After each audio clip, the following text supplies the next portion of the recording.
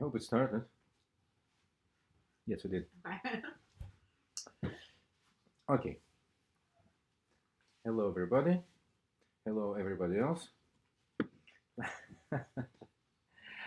Let's begin. So, where did we start? Did we stop last time? And do you have any questions regarding what we learned last week? Any questions? Hmm? Okay, great. So let's review very briefly. We are trying to understand the idea of the spiritual structure, spiritual classification, so to speak, of the souls. We started with a very good idea that everyone has a mission. We all have a mission.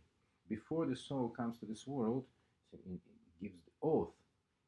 And what's the wording of the oath? To be a tzaddik, to be righteous, not to be Rasha, wicked.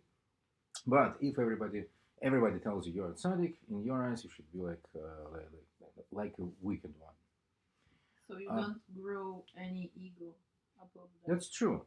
But before we can understand exactly the meaning of this, we need to understand the terms. So what is tzaddik? What is Rasha? And we found the interesting classification in the Talmud. There are five levels. The complete tzaddik, incomplete tzaddik, complete Rasha, incomplete Rasha, and Beinoni, something in between. So what's the exact meaning of that? We also learned that the righteous people being ruled, so to speak, by their good inclination.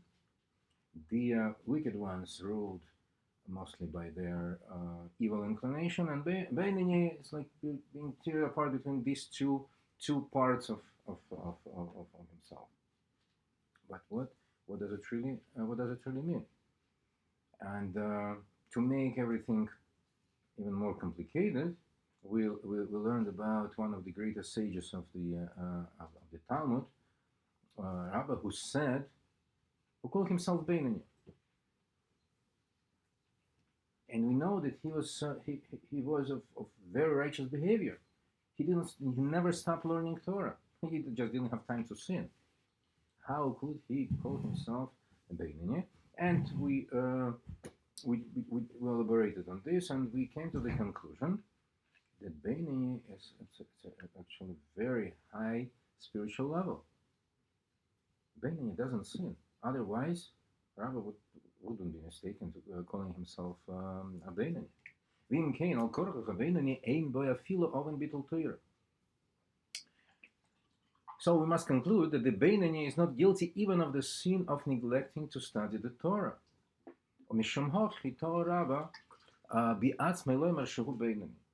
Hence, Rabbi could have mistaken himself for a Beinoni.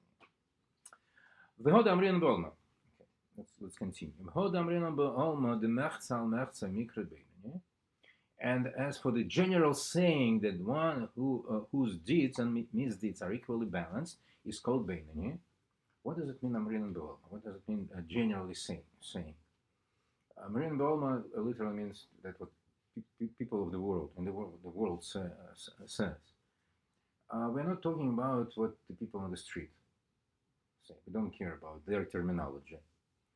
We're talking about the terminology of the Torah, the world of the Torah. And we can find in the world of the Torah very simple description of who is Beinoni, who is righteous, who is wicked, at least at the first glance. And we already mentioned it on one of the previous lessons that regarding Rosh Hashanah, it's mentioned in the Talmud that there are three books, right, for the judgment of Day of Judgment, Rosh Hashanah. The book for righteous, who inscribed for life, for good life. The book for Rishoyim, wicked ones, and for Beinoni, for those who are Beinoni. And according to the description, Mechza Mikre Beinoni, the one whose deeds and misdeeds are equally balanced is called Beinoni. While As fast as possible. While he whose virtues overweight his sins is called tzaddik. Verov is mikra tzaddik. I'm sorry for my Ashkenazic pronunciation. It's good. It's in Hebrew, so I understand it better. Yeah, but it's not in the Hebrew that you're used to. I think you're better. I'll try. I think It's you're just, better. it's just the same. I'll try to break my tongue. I think you're better in the Ashkenazic. I am. Hu Shem Hamushal Linyan Schar ve'onesh. This is only the figurative use of the term in regard to reward and punishment. This is not the exact description. This is not the term. It is not the explanation of the term. It's not the essential description. Very often we use certain words not in their exact meaning, but as a parable or as a approximate with an approximate meaning to describe something, to explain something on easier level. Sometimes we're using the terms which have let's say very interesting meaning, lofty terms on the more basic level, so to speak, simplifying the terms. The same here. When we're talking about these three books, and they say that the ones who have more merits than sins are tzaddikim, are righteous, we do not refer to their spiritual level. We only estimate, only weight their deeds without even looking inside of them, without even trying to describe their spiritual nature and to assign any spiritual level to them. Umikri הוא שם המשל לעניין שכר ועונש לפי שנידון אחר רובו ומקרי צדיק בדינו מאחר שזכה בדין. This is only figurative use of the term in regard to reward and punishment, because he is judged according to the majority of his deeds, and he is deemed righteous, tzaddik, in his verdict, since he is acquitted in law.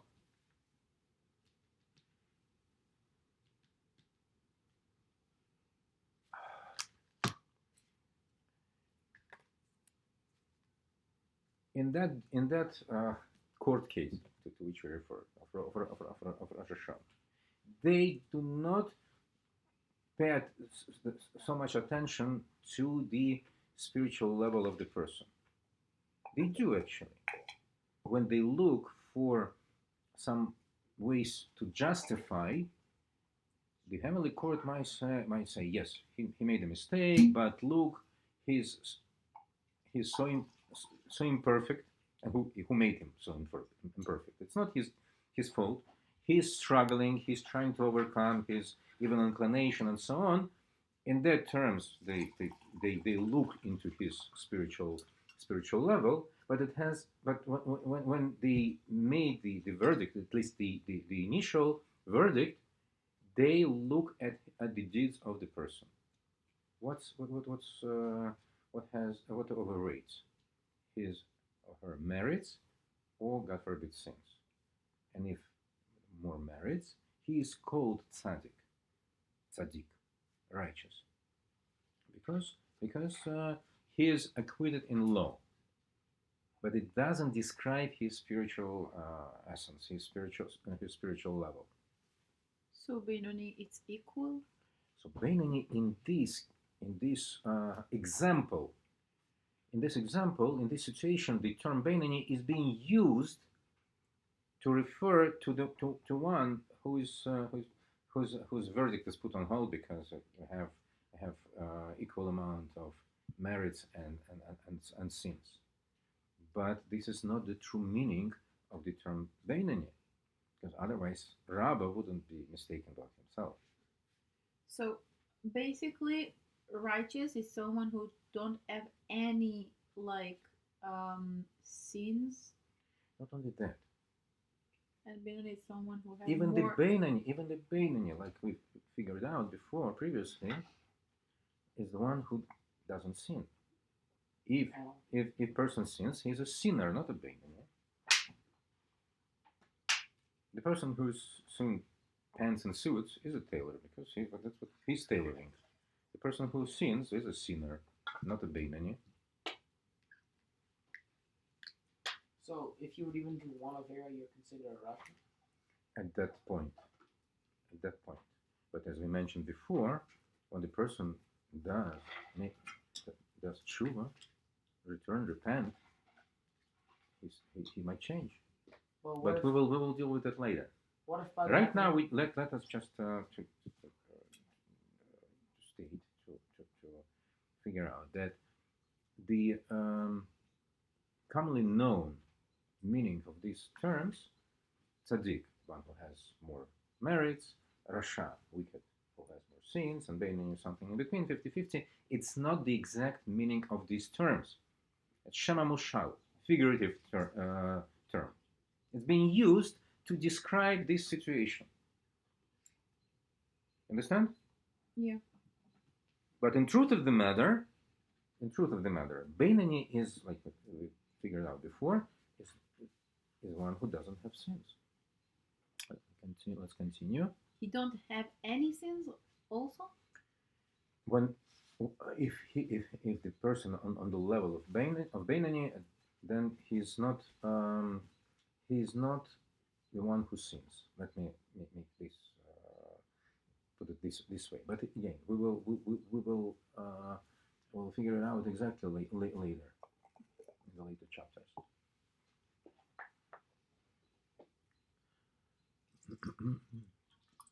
אבל לעניין אימיתת שם התואר והמעלה של מעלת ומדרגות חלוקות צדיקים ובינונים, אמרו רבותינו זיכרונם לברכה, צדיקים יצר טוב שבטן, שנאמר ולי בחלל בקרבי.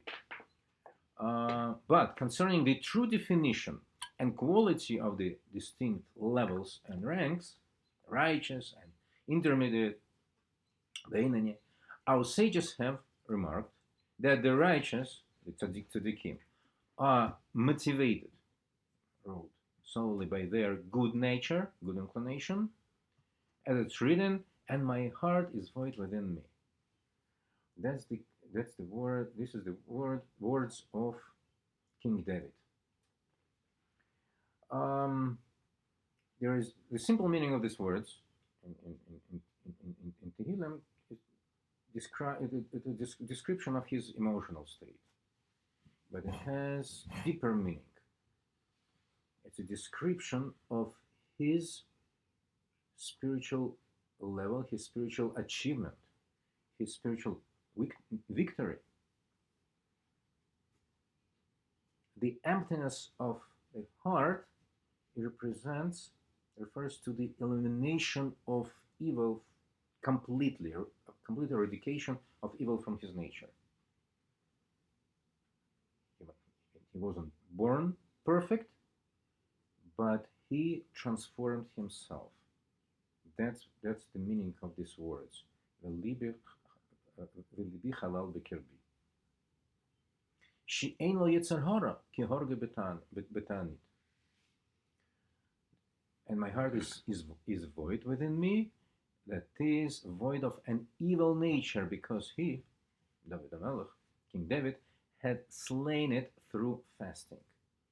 So he really worked hard on himself, repented and fasted, so worked on his physical nature, even in a harsh way, in order to transform himself, to elevate himself, and to totally erase the evil nature from himself. And he succeeded. Because like food, it's make you like he's fasting for. The fasting, he and other righteous people used fasting to weaken our physical part. because all the bad things come from the selfishness of our material side, from the animalistic desires. So, for people who really know these techniques and who can apply them correctly, fasting helps to weaken it, and therefore and through that to attain pure purification. And again, it not necessarily it works with Because everybody. you're not surrounded to your desires and you do what you need to do for yourself, what is better, which is like lead you by good nature instead of. Are you referring to the fasting? Yeah. In that cases, when the people know how to do it and they have that type of physical nature, which would how to say subdue and how to say through weakening it, they can eliminate and erase this selfishness and animalistic strength of this of the evil inclination. Again, it doesn't work by everyone. For many people, probably for the most of the people, fasting would instead of bringing to some elevation and purification, would bring to just to hunger. Yeah, I mean, I've heard. When I'm starved, I'm very far from righteousness. I'm trying to teach my wife this for many years that I'm not the best person to deal with when I'm hungry. So what I've heard about Rabbi Nachman, that he was fasting the whole week and eating only at Shabbat, like only in the Kiddush. That's how he worked. That's how he worked with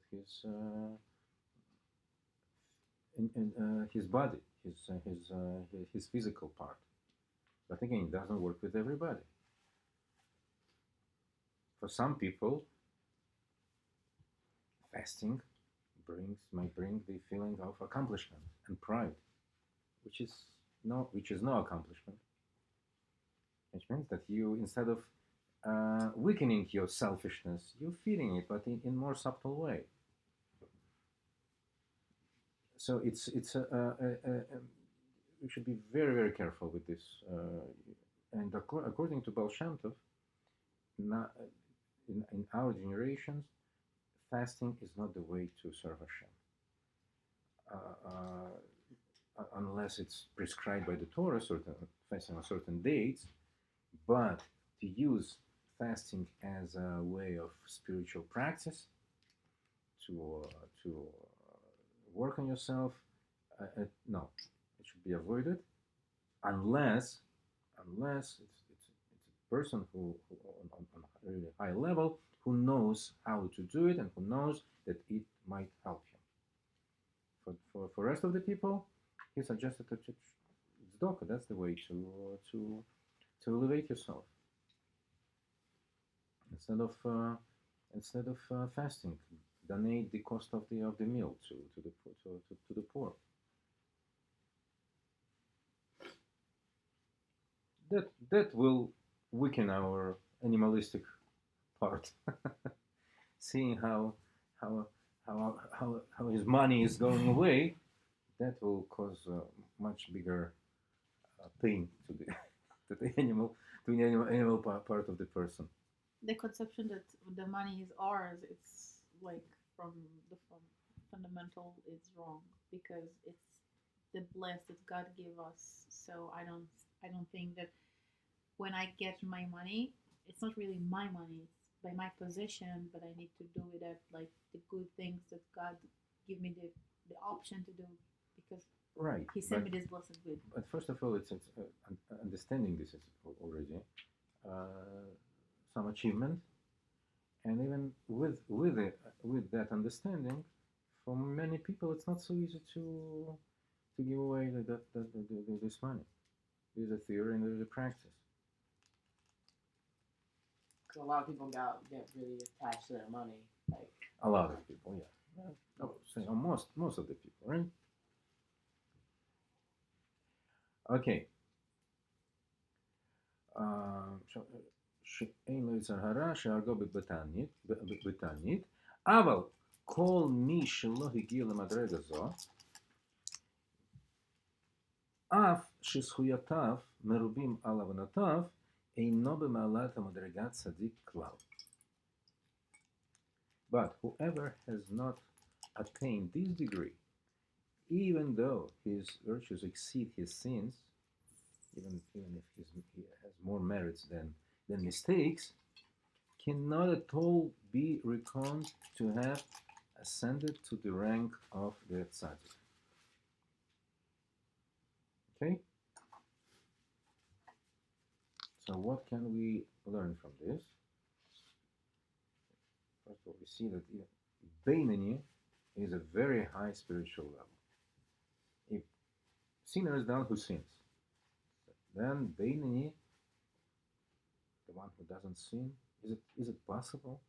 And then what is tzaddik? It's even higher. Yes, it is higher. We'll try later on. We'll try to understand what's the meaning of these terms and levels.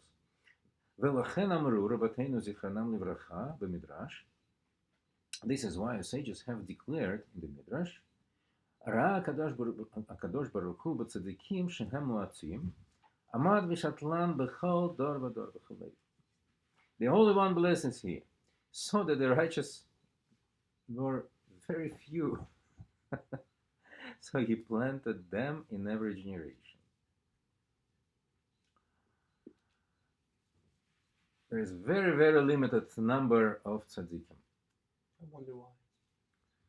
So Hashem made sure that in every generation there are a few of them, or maybe one, maybe few, hopefully. כמו שכתוב, וצדיק יסוד עולם. As it's written, the tzaddik is the foundation of the world. How many foundations the structure has? Any structure, how many foundations? One. One. I meant like, pillars. So the idea of this posuk is that the tzaddik is the protection for the world. That's what why the world sustained, and they are the merits of the righteous people. They protecting the world. There are other meanings to that, especially according to the teaching of the Kabbalah, because the term Yesod, foundation, is the name of one of the Sfirot, of the channels of the transformation of divine light, which refers to the connection of the creator with the creation. And that's the primary function of tzaddikim, but that's a difficult topic. I mean, it's a very deep idea, which we will be dealing with later on. For that paragraph, the meaning which is important was why it's called foundation. The tzaddik is called foundation of the world because there are not too many foundations to every structure. And that's the meaning, that in every generation, there are only few tzaddikim, and the truth of the matter, there is one tzaddik which is at that level of tzaddik yesod olam, which is the foundation of the world. This is the soul through which the creator is connected with the current generation, and there are few other tzaddikim of the different level, so to speak, but also not too many of them. That's how rare is the level, the quality of the tzaddik, of the righteous. I mean, there's like one Gadol Hador. That's what you said. Yeah. There's the main tzaddik, the leader, the leader of the generation, which is the highest level Yes. tzaddik. Yes. Ach, biur al-inyan. Okay, so formulated problems and questions. We see what we need to understand and how difficult are the terms which we're trying to understand. So to understand all this, we need to look deeper into our spiritual anatomy, the structure of our soul, and to understand deeper what is soul. It's very we understand that it's a complicated thing. It's not so simple to understand what is soul, but Tanya makes it everything even more difficult. אך ביאור העניין, על פי מה שכתב הרב חיים ויטל, זיכרונו לברכה, בשער הקדושה, ובעץ חיים שער נון, ולכל איש ישראל, אחד צדיק ואחד רשע, יש שתי נשמות. The explanation of the question raised above is to be found in the light of what Rabbi Chaim Vital wrote in Shar Akdusha and in Etz Chaim, that in every Jew, whether righteous or wicked, there are two souls. Each one of us has two souls. Not one, but two. Before trying to understand what is soul, let's realize that there exists such a duality within our spiritual structure, such a extreme duality that we have two souls.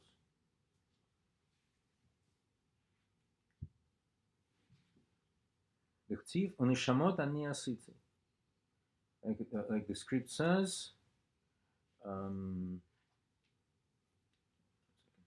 as it's written, the neshamot, souls, which I have made. The pasuk refers to the singular person, but nevertheless, using the word souls in a plural. In plural.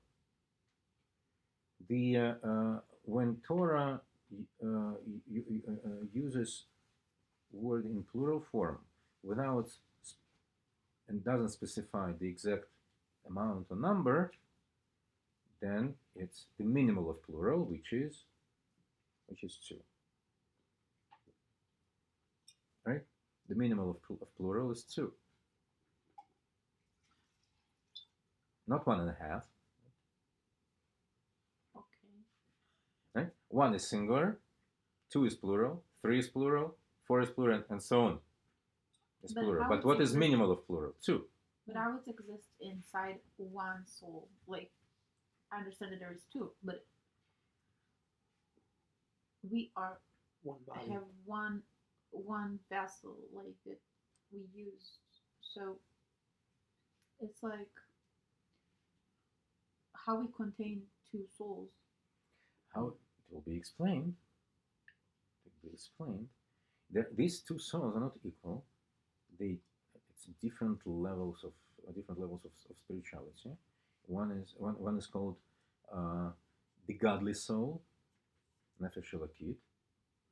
The second is called nefesh behemet, the animal soul, and that's the first soul we're gonna deal with. So the godly soul is very subtle. It's referring to our mission in this world, related to our mission in this world.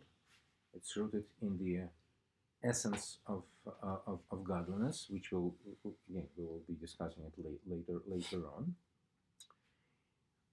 And it's too lofty, it's too subtle to deal with the materiality, with the flesh and bones of our body directly.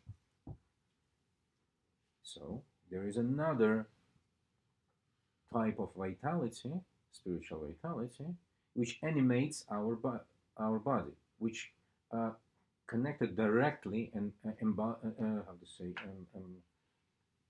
into our body, which is called animal soul. That's what moves our body.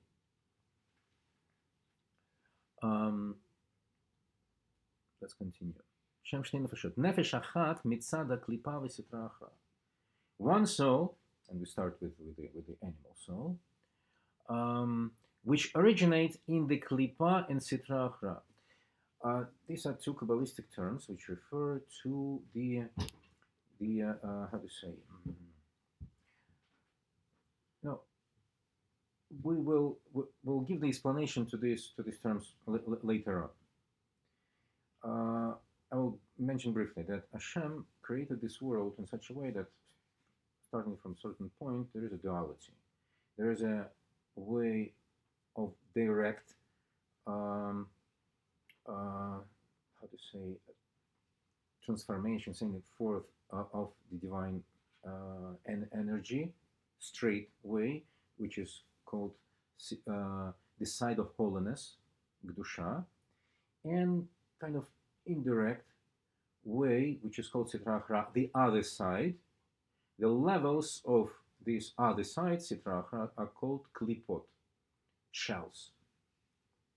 Okay, we'll deal with it in more details a little bit later. So this first soul we deal with comes from this part of spiritual universe. It's called other side, which is opposite to the side of holiness. And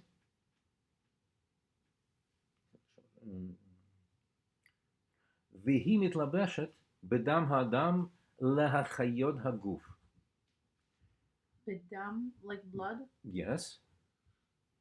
It originates from Klipa and Sitra Achra, and which is clothed in the blood of a human being, giving life to the body. That's the animal. That's the animal soul. Of course, it's being enclosed in the entire body, but within our body there are different levels of revelation of this vital element, the vital force. So the primary level of the revelation is our blood system. That's what brings the sustenance to every part of our body, and that's through which this animal soul is being revealed primarily. Understand?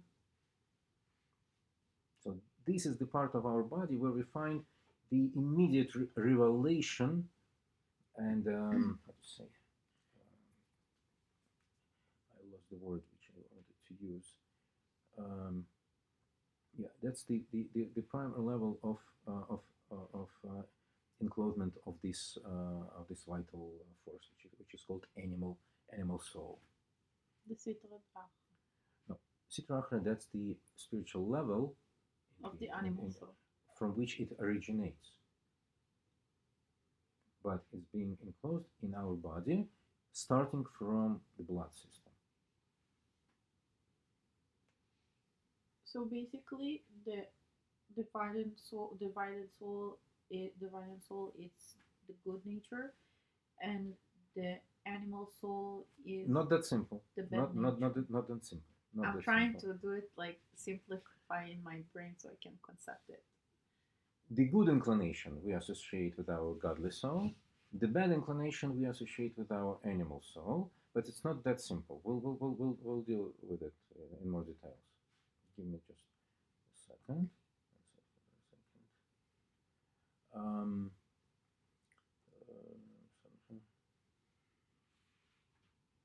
So מתלבש בדם האדם, being clothed into the blood of the human body, להחיות הגוף, to animate, giving life to the body, as it's written, כדכתיב, כי נפש הבשר בדם היא. As it's written, for the life of the flesh is in the blood. First is being enclosed into that part of our physiological structure, so to speak. But it's not just the source of our physical existence. It also gives gives life, gives existence to the attributes, the qualities of our nature, of our character traits, and so on. וממנו באות כל המידות רעות. From this soul come all the bad character traits of the human nature. From it stem all the evil characteristics deriving from the four evil elements. That's another thing, which are contained in it. Another concept is mentioned here, which requires the explanation. What are the four elements? The four spiritual ideas, elements not in physical terms, not in chemical terms, but everything which Hashem created could be grouped into four general classes, general levels. In every level of creation, in every area of existence, you can find this,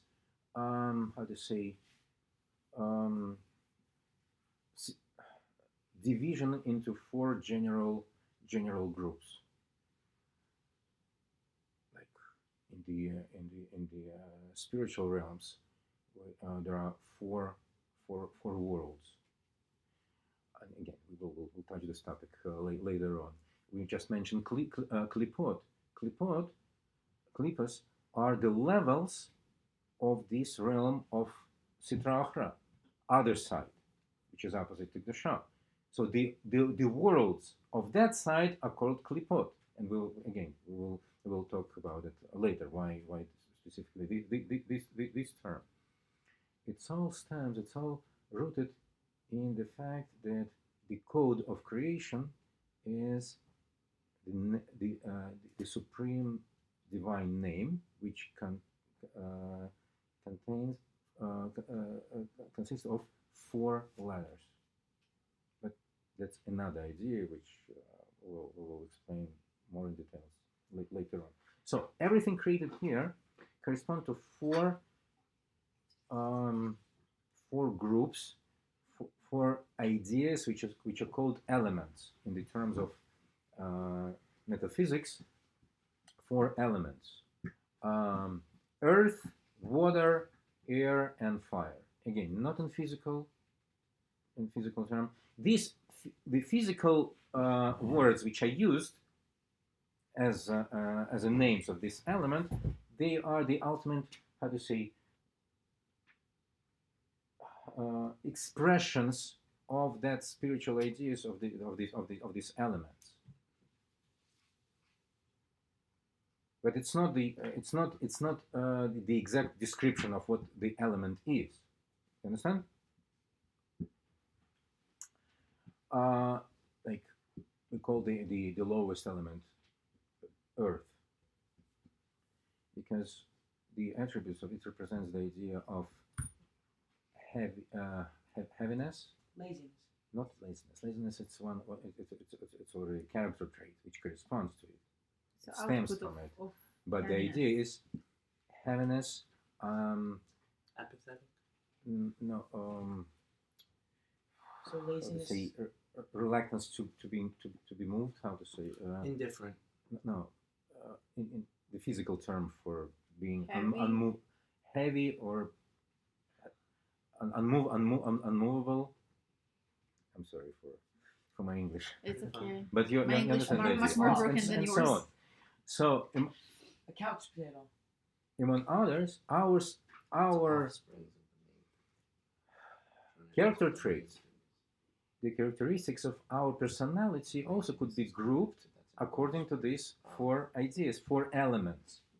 Grouped according to these four elements. And now we're talking about not such a good character traits, the bad characteristics, which are associated with the animal souls. That's the source of these qualities. So And they are grouped into four categories, corresponding to four elements. Let's describe it. One second. Yes. all different emotions come from all bad emotions come from these four. No, they come from the animal soul, but they being grouped the nature of them correspond to these four So elements, they're because they're in everything these four everything categories. created in this world correspond to these four elements. Like you see, even the structure of the planet itself corresponds to this element. The Earth, the nuclear of Earth, the planet itself, the hydrosphere, which is water surrounding it, atmosphere, air, and the space beyond it, corresponding to the fourth element. There are four. I don't know. I'm not familiar with the English terms for this physical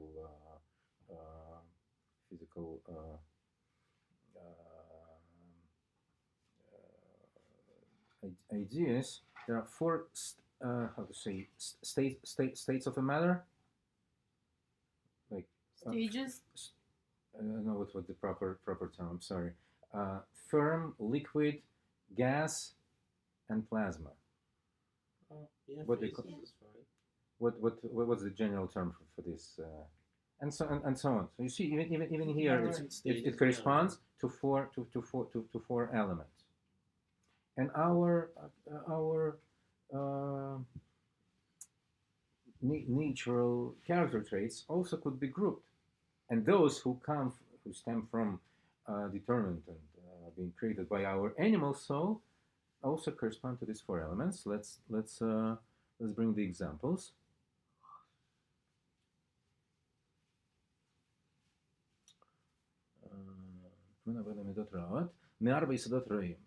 From its stem all the evil characteristics deriving from the four evil elements which are contained in it. These are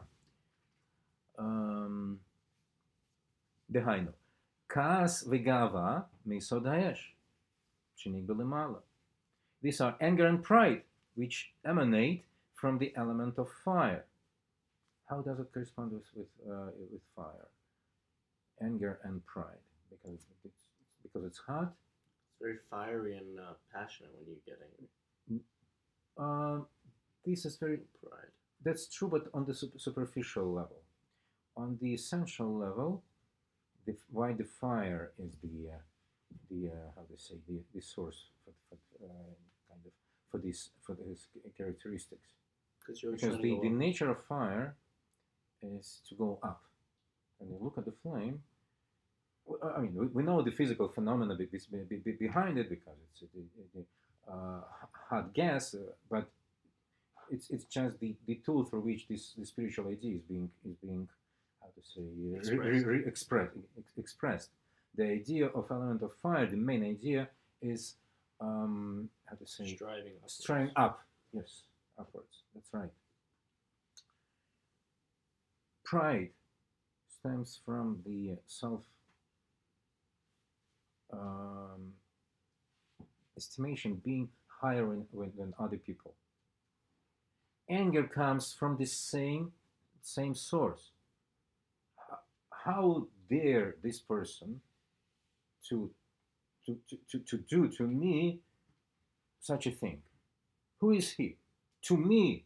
Or how can it could be? I mean, it could be the nightstand on nightstand on which I hurt my finger. How come? How could such a stupid thing happen to me? Such a dear to me person. You understand? That's the common denominator in anger and pride. Holding yourself very very very high up. That's why it comes from the element of fire. Now, the next one.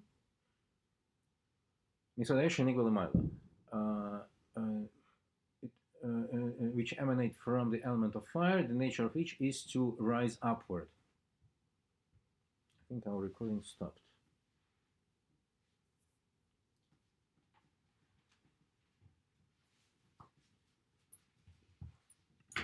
It's still going, I think. No.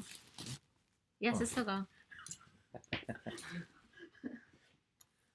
Coming back to you after this quick intermission break. Okay. Anyone which emanate from the element of fire, the nature of which is to rise upward. Next. ותאוות התענוגים מיסוד המים. כי המים מצמיחים כל מיני תענוג. One second. The appetite for pleasures from the element of water. For water makes to grow all kinds of enjoyment. And also when we want to enjoy ourselves, just to have vacation, we're not going to Sahara Desert, right? Usually where people go to enjoy themselves, to have some pleasures, to the beach, to the water. Water is associated with pleasure. וההוללות וליצנות והתפארות ודברים בטלים מיסוד הרוח. Frivolity and scoffing, boasting and idle talk from the element of air. What's the common denominator in those things? Your chest is puffed up. You're Mhm. scoffing. Your It's nose all And is- what's the nothingness. connection your with nose- the your nose is Filled air? with air. You feel You're- like something yeah. It's all lifting you nothingness. up. It's all nothingness. It's all nothingness, exactly. It's again. There's no basis to all these things. All nothingness. It's all from nothingness. And the air. air is something which you represents something which you cannot really, how to say, grasp. It takes the entire весь предоставленный объем. It fills the entire space you give it to. That's the natural quality of gas, the physical quality of gas. But there's nothing you can grasp. But you can boast about something that there actually is. Like, if someone's very rich or very strong or something. That's not they really can boast. boasting. Why not? That being pride, and there could be some foundation for it, whether it's good or not. But usually we say boasting or bragging, right? When person is Bragging really of something. Yes, over- you're over- inflating it. overdoing. You're inflating it. You never give the honest report when you're Oh, bragging. you're roasting. You usually do it 10 times. Exactly. You gotta take it with a pinch of salt. 10 times, yeah, at least. Okay. מיסוד הרוח. ועצלות ועצבות מיסוד העפר. And sloth and melancholy from the element of earth. The heaviest element. And the most dangerous level of our animal nature, because it's associated with heaviness and being unmovable. Apathetic, Stuck.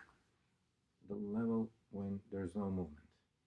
This is the most dangerous state. And that's why, regarding the depression, Rabbi Nachman, I believe, said that depression itself is not called sin in the Torah, but the worst sins are being done because of the depression. When the person is moving in the wrong direction, he's active and doing mistakes and so on, doing all these things, whatever, frivolity, scoffing, being angry or proud of himself, he could be corrected because he's in a state of movement. So the moving object could be directed. There is an expression in Talmud about Rav Tvot Mikol Shor, that the great, how to say, produce, right, harvest, is achieved through the power of the ox, which could be the dangerous animal. But when you direct this in the right direction and put the yoke on it, then you can achieve great results. But something which doesn't move, you cannot. It's very difficult to do something. First, you need to make it to move it, No, once you build and it that's up. why depression is the most dangerous state for the human being. Okay. So is everything so bad? Not so bad. וגם מידות טובות שבטבע כל ישראל בתולדתם כמו רחמנות וגמילות חסדים באות ממנו. But also from this soul stems also the good characteristics which are to be found in the innate nature of all Israel, such as mercy and benevolence. In the earth, like in the ground. Can I pause it? Oh, I'm not sure.